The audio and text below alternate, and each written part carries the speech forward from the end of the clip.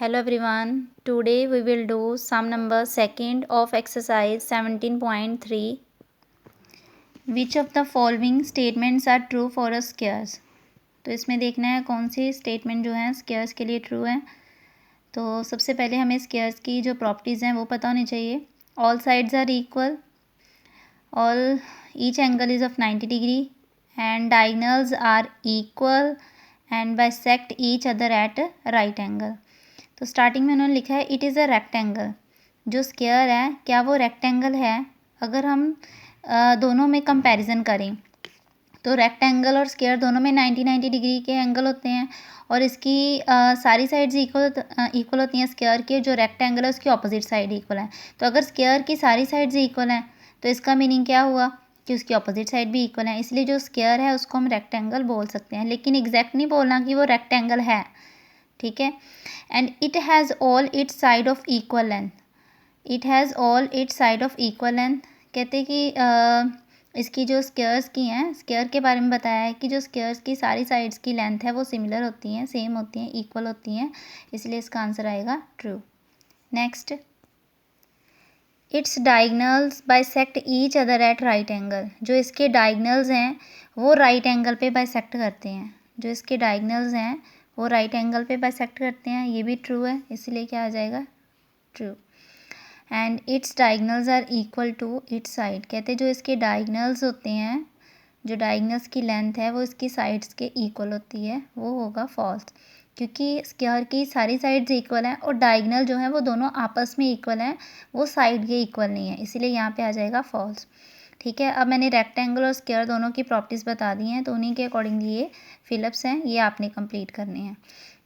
A window frame, next है sum number 4. A window frame has one diagonal longer than other. Is the window frame a rectangle? Why or why not?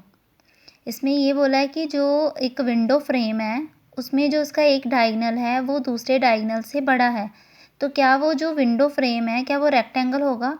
तो अगर rectangle के diagonal की बात करें तो उसके जो डायगनल्स होते हैं वो इक्वल होते हैं, तो यहाँ पे उन्होंने लिखा है कि एक डायगनल जो है दूसरे से बड़ा है। ठीक है, तो मीन्स वो इक्वल नहीं बताए हैं, तो मीन्स जो उन्होंने बोला है कि जो विंडो फ्रेम है क्या वो रेक्टेंगल है, तो उसका आंसर आएगा नो। रीज़न क्या होगा? Because diagonal of a rectangle are equal. Next है sum number 5. In a rectangle ABCD prove that triangle ACB congruent to triangle CAD। Let's see. कल भी मैंने बताया था कि अगर कोई दो ट्राइंगल को कॉन्ग्रुएंट करना हो तो उसके लिए हमें 3 कंडीशन चाहिए।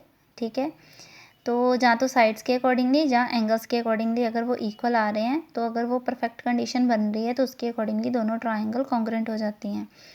तो इसमें सम नंबर 5 में गिवन है कि ABCD जो है वो रेक्टेंगल है, इसमें ACB और CAD ये जो दोनों ट्राइंगल हैं वो कॉन्ग्रुएंट करनी है। तो अब इन दोनों ट्राइंगल में सिमिलैरिटी क्या है कि अगर तो ये रेक्टेंगल है तो रेक्टेंगल के अकॉर्डिंगली जो AB और DC है ये अपोजिट साइड इक्वल होती हैं, तो वही लिख दिया मैंने, क्योंकि रेक्टेंगल की साइड है लेकिन ये साइड जो है इस ट्राइंगल की है, ये साइड इस ट्राइंगल की है, so opposite sides of rectangle.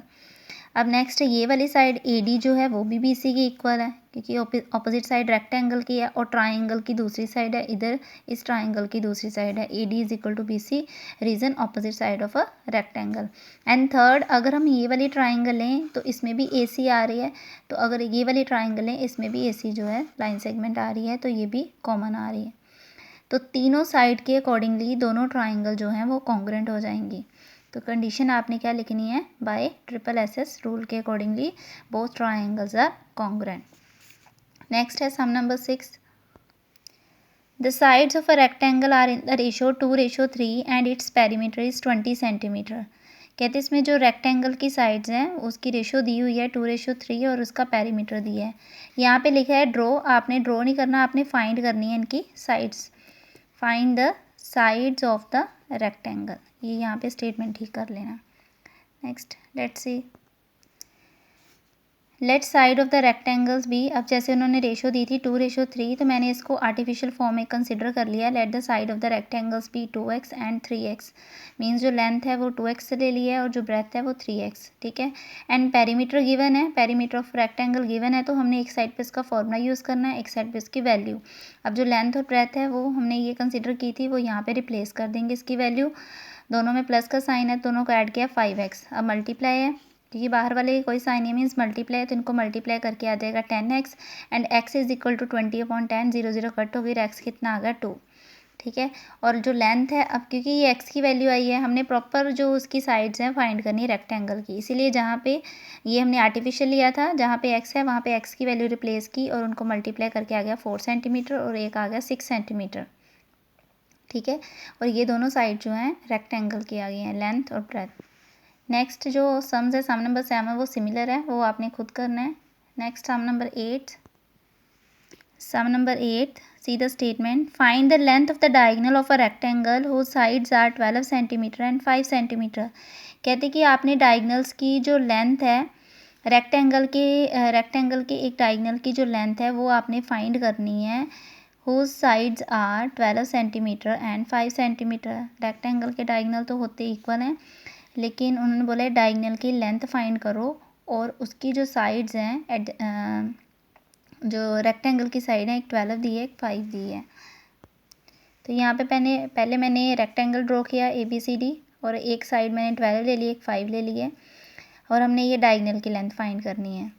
और रेक्टेंगल के जो सारे एंगल्स होते हैं 90 डिग्री के बनते हैं, इसीलिए ये जो बी एंगल है 90, तो मीन्स ये जो ट्राइंगल आ रही है, ये ट्राइंगल कौन सी आ रही है, राइट ट्राइंगल, ठीक है। AB हमने 12 ली, BC 5 ली है, वो लिख दिया पहले मैंने। इन राइट ट्राइंगल ABC, और राइट ट्राइंगल में हम पाइथागोरस थ्योरम यूज़ करते हैं, उसके अकॉर्डिंगली जो भी साइड मिसिंग होती है वो हम थर्ड साइड उसके अकॉर्डिंगली फाइंड कर सकते हैं। तो ये है हाइपोटेन्यूज़, ये बेस, ये परपेंडिकुलर। एंड जब हाइपोटेन्यूज़ फाइंड करना हो तो उसका फॉर्मूला क्या आता है, hypotenuse square is equal to perpendicular square plus base square. Perpendicular square plus base square, इन दोनों का स्क्वायर जो है उनका सम करना है और इनमें वैल्यू रिप्लेस कर दी। 12 का स्क्वायर 144, 5 का स्क्वायर 25 और दोनों को ऐड करके आ गया 169। अब जो 169 है वो 13 का स्क्वायर है और दोनों साइड पे स्क्वायर स्क्वायर कट हो गया, क्योंकि यहाँ पे भी है ना थर्ड साइड का स्क्वायर, तो दोनों साइड पे हमने फिर देखना होता है ये किसका मतलब जो भी नंबर आएगा वो देखना होता है किसका स्क्वायर आएगा, किस नंबर का स्क्वायर आएगा। और इस देयरफॉर AC जो है वो हमारे पास कितना आ गया 13, तो मीन्स जो AC है वो है क्या, diagonal of a rectangle. Next है sum number 11th, sum number 11th, identify all the quadrilaterals that have. हमने इसमें आइडेंटिफाई करना है कौन कौन सी क्वाड्रिलेटर्स हैं जिनकी 4 sides of equal length, that have 4 side of equal length जिसकी चारों की चारों साइड्स इक्वल होती हैं। एक तो है स्क्वायर और एक क्या है रोम्बस, जिसकी चारों साइड इक्वल होती हैं। जो रेक्टेंगल है उसकी ऑपोजिट साइड होती हैं, लेकिन जिसकी 4 साइड्स इक्वल होती हैं वो है एक स्क्वायर और एक है रोम्बस। नेक्स्ट पार्ट है 4 राइट एंगल। आपने वो क्वाड्रिलेटर्स बतानी है जिनमें 4 राइट एंगल्स होते हैं। 4 राइट एंगल स्क्वायर में बनते हैं और रेक्टेंगल में बनते हैं, ठीक है। इन दोनों क्वाड्रिलेटर्स में 90 के एंगल सारे बनते हैं।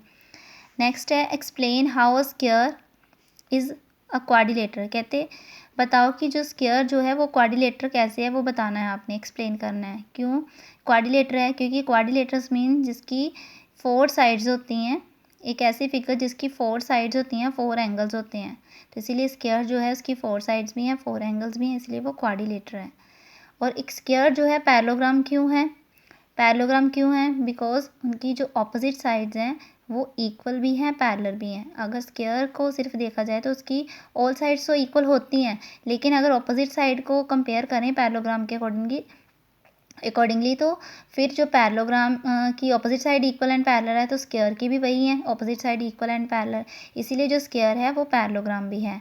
और उसके बाद जो स्क्वायर है क्या वो रोम्बस है, हाँ हम बोल सकते हैं कि स्क्वायर जो है रोम्बस, एग्जैक्ट नहीं है, लेकिन अगर उसको डायरेक्ट उसकी डायग्राम देखेंगे तो उसके अकॉर्डिंगली बोल सकते हैं हाँ जो स्क्वायर है वो रोम्बस है, क्योंकि आप डायरेक्ट पहले क्या देखोगे उसकी ऑल साइड्स इक्वल हैं, ठीक है।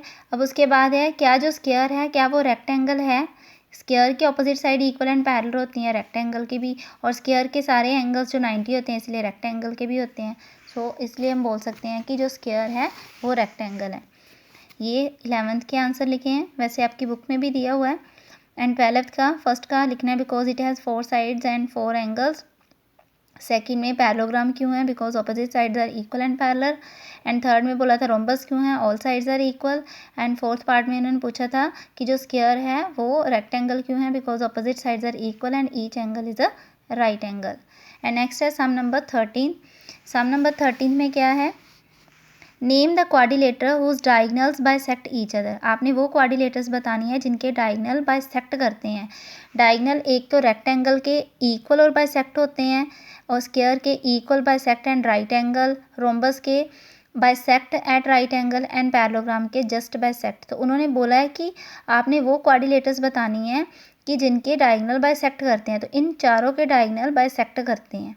चार मतलब सभी प्रॉपर्टीज़ नहीं बोली, बाइसेक्ट के बारे में अगर सिर्फ है तो फिर वो सभी में करते हैं, सभी के डायगनल एक दूसरे को बाइसेक्ट करते हैं, rectangle, square, rhombus and parallelogram. Second है कि आपने बताना है जिनके डायगनल जो हैं, name the quadrilateral whose diagonals are perpendicular bisector of each other. जो परपेंडिकुलर बाइसेक्टर है 90 का भी एंगल बनाते हैं और बाइसेक्टर भी हैं, वो कौन कौन सा है, square and rhombus. And third क्या है, आर इक्वल, जिनके डायगनल इक्वल होते हैं वो कौन सी क्वाड्रिलेटर है, रेक्टेंगल एंड स्क्वायर। ठीक है, आज के लिए इतना ही है, थैंक यू।